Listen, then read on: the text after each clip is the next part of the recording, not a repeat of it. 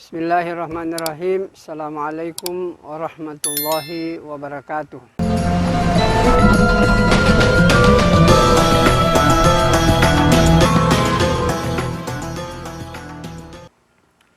Alhamdulillah wa syukurillah.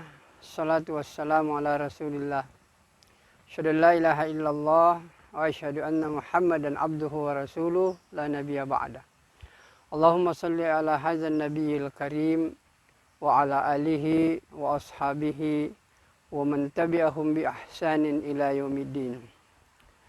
Hadirin para pemirsa yang berbahagia, tama-tama marilah kita senantiasa bersyukur kehadirat Allah Subhanahu wa taala atas segala nikmat yang Allah berikan kepada kita.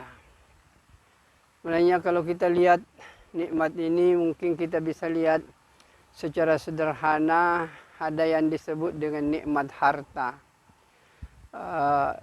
Kalau kita mau merenung lebih jauh, sebenarnya nikmat harta ini tidak ada apa-apanya dibanding dengan nikmat sehat. Bahkan nikmat harta benda, kekayaan-kekayaan yang Allah berikan kepada kita, ini bukan bentuk kasih sayang Allah kepada seseorang. Sebab kalau kekayaan yang menjadi ukuran, orang yang beriman kepadanya Allah kasih rezeki, orang yang tidak beriman kepadanya juga Allah kasih rezeki. Orang yang taat kepadanya juga Allah kasih rezeki, orang yang tidak taat kepadanya Allah pun juga kasih yang namanya kekayaan. Jadi kekayaan ini bukan ukuran tanda kasih sayang Allah kepada manusia. Dan bahkan inilah kekayaan atau rezeki ini, nikmat-nikmat harta benda ini bisa dikatakan adalah nikmat yang terendah yang Allah berikan kepada kita. Di atasnya itu adalah nikmat mungkin kesehatan. Nikmat sehat ini mahal harganya. Bahkan kita tidak bisa melakukan sesuatu kalau kita jatuh sakit. Maka mestinya yang harus menjadi perhatian bagi kita, bagaimana menjaga nikmat sehat ini.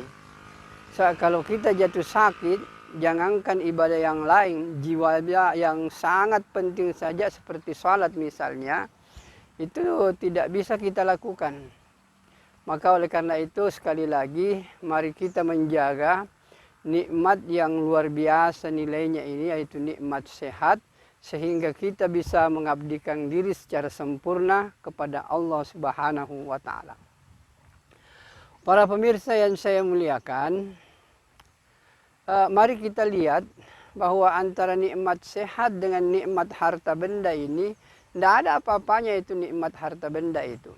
Disinilah kekeliruan terbesar manusia yang kadang-kadang menghabiskan waktunya, menghabiskan energinya untuk mengumpulkan benda-benda dunia. Tidak ada lagi waktu untuk beribadah kepada Allah, mendekatkan diri kepada Allah.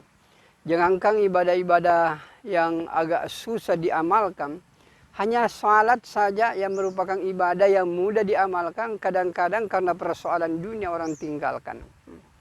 Tapi mari kita lihat, taruhlah misalnya hadirin yang mulia, kita punya uang miliaran lah, atau kita punya harta benda banyak. Tapi pada saat yang sama kita jatuh sakit misalnya, taruhlah stroke misalnya. Orang yang stroke kita bisa lihat, tidak bisa berbuat apa-apa. Nanti dia bisa bergerak kalau digerakkan sama orang lain. Nanti bisa bergoyang kalau digoyangkan orang lain. Tidak ada kemampuan lagi untuk berbuat sesuatu. Tapi punya uang banyak, kira-kira kalau disuruh memilih, dengan dua pilihan. Yang pertama, bapak tetap sehat walafiat, stroke, yang kemudian bapak tetap kaya raya. Jadi tetap punya harta yang banyak, tetapi tetap stroke. Kemudian yang kedua, bapak sehat walafiat, sudah bisa lagi jalan-jalan, bisa beraktivitas, bisa lagi kemana-mana. Tetapi uang miliaran ini habis. Apa yang kita lakukan? Pasti kita mengatakan, lebih baik uang yang miliaran ini habis Yang penting saya bisa sehat. Maka kesehatan ini sangat luar biasa mahal harganya. Bahkan kita bisa lihat dalam kehidupan, kalau ada orang punya penyakitnya berat, kemudian dikatakan dia harus diangkat dengan ongkos 70 juta, 80 juta, maka dia akan keluarkan itu uang. Dan bahkan dikatakan kalau ini penyakitnya nanti bisa diobati di Singapura, kalau dia punya harta berapapun biaya yang harus dikeluarkan untuk menggapai sehat itu dia akan keluarkan. Begitu mahalnya yang namanya sehat, yang kadang-kadang kita biasa korbankan kesehatan ini hanya untuk mengumpulkan benda-benda dunia. Namun hadirin yang mulia, dibanding dengan nikmat harta ini yang kita anggap rendah, kemudian yang di atasnya itu nikmat sehat, dan ada lagi yang lebih nikmat, lebih tinggi derajatnya, inilah yang disebut dengan nikmat agama atau nikmat iman. Sebab kalau kita tidak punya harta benda, paling-paling kita agak susah di dunia 60-70 tahun. Dan kalau kita umpamanya sakit, tidak sehat, mungkin berakhir dengan kematian. Tetapi kalau orang tidak punya iman, tidak meyakini Allah sebagai Tuhan, Allah sebagai pencipta alam semesta ini, Allah sebagai zat yang harus disembah, keyakinan yang sempurna kepada Allah, maka dia akan sia-sia hidupnya. Bahkan Nabi SAW menjelaskan, La tadkhulul jannata hatta tu'minu. Engkau tidak mungkin akan masuk surga kalau kau tidak beriman. Jadi iman ini adalah jembatan emas untuk bisa menuju ke surga. Tanpa iman, semua amal ibadah kita ditolak oleh Allah Subhanahu wa Ta'ala. Maka sekalipun kita tidak punya uang, kemudian kita sakit-sakit, tapi masih ada iman yang kuat dalam diri kita, maka kita masih mulia di sisi Allah Subhanahu wa Ta'ala. Maka karena iman ini sangat penting, maka inilah yang harus senantiasa diusahakan bagaimana iman ini betul-betul kuat di dalam diri kita. Karena pengamalan-pengamalan agama, apakah itu salat, apakah itu puasa, atau ibadah-ibadah yang lain, itu berjalan lurus dengan kekuatan iman. Semakin kuat iman kita, semakin kuat kita mengamalkan agama. Tapi kalau iman ini lemah, maka kita pun juga akan lemah mengamalkan agama. Maka hadirin yang mulia, untuk melihat diri kita, apa kuat iman atau tidak, lihat ke dalam diri kita. Bagaimana kita mengamalkan agama, khususnya untuk salat 5 waktu ini. Kalau salat 5 waktu ini yang betul-betul kita tidak pelihara, kira-kira agama apa ini yang ada dalam agama yang akan kita pelihara? Padahal salat ini mudah kita kerjakan, waktunya pendek, tapi kenapa berat untuk dilakukan? Itu disebabkan karena lemahnya iman yang ada di dalam diri kita. Hadirin yang dimuliakan oleh Allah Subhanahu wa Ta'ala, biasanya dalam pergantian tahun seperti ini, kadang-kadang saya diminta untuk muhasabah. Bagaimana kita ini mengevaluasi diri. Hadirin yang saya muliakan, yang namanya evaluasi diri itu adalah muhasabah. Itu nanti kita bisa melaksanakan kalau kita punya target. Ada rencana, ada sesuatu yang akan kita capai.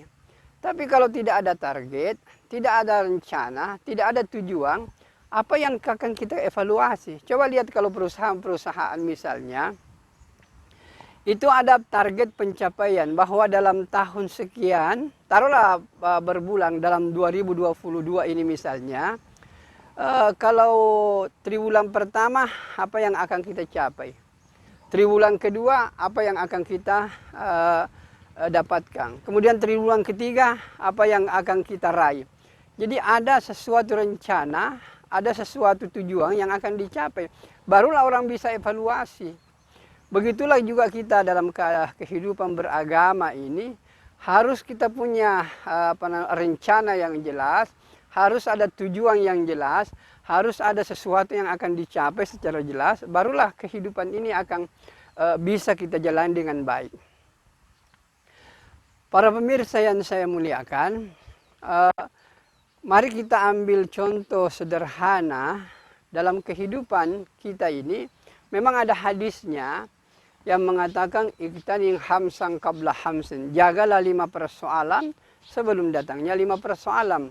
masa mudahmu sebelum datang masa tuamu. Kemudian masa kayamu sebelum datang masa miskinmu. Kemudian waktu luangmu sebelum datang waktu sibukmu. Kemudian dikatakan waktu hidupmu sebelum datang waktu matimu. Dan bahkan dikatakan bahwa waktu sehatmu sebelum datang waktu sakit. Sebab kalau kita datang waktu sakit ada yang bisa kita kerjakan. Tapi kalau ini hadis yang dijadikan barometer, itu kan belum nampak jelas, itu umum itu. Makanya target yang kita akan capai harus lebih jelas untuk melihat apa yang kita mau capai. Kalau target itu jelas, maka kita bisa mengevaluasi diri, kita bisa muhasabah. Maka hadirin yang dimuliakan oleh Allah Subhanahu wa taala, saya hanya ingin memberikan gambaran sederhana bagaimana memotivasi diri, kemudian kita bisa bikin target sendiri apa yang akan kita mau capai dalam kehidupan beragama kita ini. Taruhlah misalnya, saya pribadi itu menganjurkan untuk orang bikin target setiap diri masing-masing. Jadi misalnya kita ambil kertas lah, kita tulis dalam nomor urut 1 sampai berapa saja. Kemudian di kolom kedua itu kita tulis daftar keinginan. Apa yang kita inginkan, yang kita capai dalam 2022 ini misalnya. Nanti kita evaluasi setiap kita mau tidur itu. Makanya ada kolom tanggal 1 sampai tanggal 31. Nah, bagaimana aplikasinya ini, bagaimana mewujudkannya dalam kehidupan sederhana. Maka misalnya saya pribadi kalau saya sudah target ini bahwa saya sudah harus di masjid sebelum azan dikumandangkan. Jadi itu yang pertama saya tulis, saya sudah harus di masjid sebelum azan lohor. Saya sudah harus di masjid sebelum azan asar. Saya sudah harus di masjid sebelum azan maghrib, azan isya, dan saya sudah harus di masjid sebelum azan subuh. Itu target. Nah. Kemudian saya mau salat tahajud. Saya mau salat duha. Saya mau salat isra. Jadi kita tulis semuanya itu. Saya mau baca Al-Quran 1 juz 1 hari. Saya mau zikir pagi. Saya mau zikir petang. Saya mau bersedekah setiap hari. Saya akan baik sangka pada semua orang dalam setiap hari. Jadi semua keinginan kita ini kita tulis. Saya mau puasa Senin Kamis. Saya mau puasa Ayyamul Bid. Maka hadirin yang mulia, kalau target-target ini jelas, maka menjelang kita tidur, kita ambil itu lembaran, kita ambil itu catatan itu, kemudian kita tandai. Taruhlah misalnya, saya mau di masjid sebelum azan lohor dikumandangkan. Kalau betul, saya harus jujur mengatakan yes. Tapi kalau tidak, saya harus jujur kasih tanda kali. Jadi saya di masjid sebelum salat maghrib, oke, yes. Saya sudah di masjid sebelum azan subuh, yes. Saya mau salat salat tahajud, terlambat saya kali. Saya mau salat duha, alhamdulillah. Saya baca Quran, alhamdulillah hari ini saya bisa tamatkan baca Quran. Saya mau bersedekah 5.000 kah atau 10.000 terserah menurut keinginan kita. Jadi kalau target-target seperti ini akan kita bikin, maka setiap hari kita tandai itu dan jujur. Kalau memang tidak, kasih kali. Tanggal 1 mungkin masih banyak kalinya. Tanggal 2 mungkin sudah berkurang 1 kalinya. Sampai kalau 1 bulan itu akan nampak mana yang bagus, mana yang banyak. Kalau masih banyak yang tanda kali, itu akan memacu kita, memotivasi kita untuk lebih giat lagi untuk mentaati apa yang telah kita programkan sendiri. Nah hadirin yang mulia, satu saat mungkin 1 bulan masih banyak tanda kalinya, 2 bulan mungkin sudah lebih banyak yesnya. Mungkin bulan ketiga, bulan keempat bisa dikata tanda kalinya cuma 1-2. Suatu saat nanti kalau tanda kalinya sudah tidak ada, orang yang seperti inilah yang tidak ada keraguan menghadapi kematian. Karena dia yakin apa yang dia inginkan, targetkan berdasarkan firman Allah dan hadis Nabi, dia sudah amalkan. Tinggal satu saja yang harus diperbaiki, yaitu bahwa apa yang dilakukan semata-mata ikhlas kepada Allah Subhanahu wa Ta'ala. Jadi misalnya tadi itu membaca Al-Quran. Sebenarnya kita bisa membaca Al-Quran satu juz satu hari. Dan itu mudah sekali.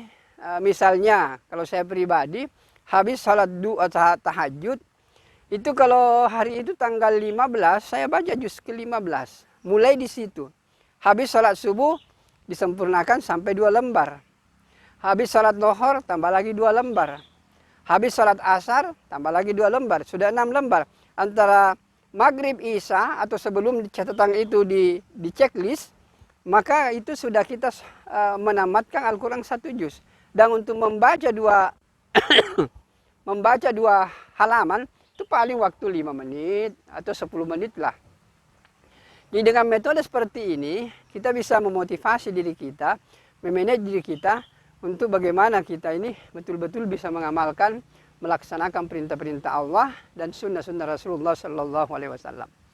Jadi suatu saat nanti kalau target kita ini sudah contrengannya itu tidak ada lagi kali-kali, maka hadirin yang mulia, saya ingin tegaskan kembali, orang yang seperti inilah akan menghadapi yang namanya kematian dengan tidak ada keraguan.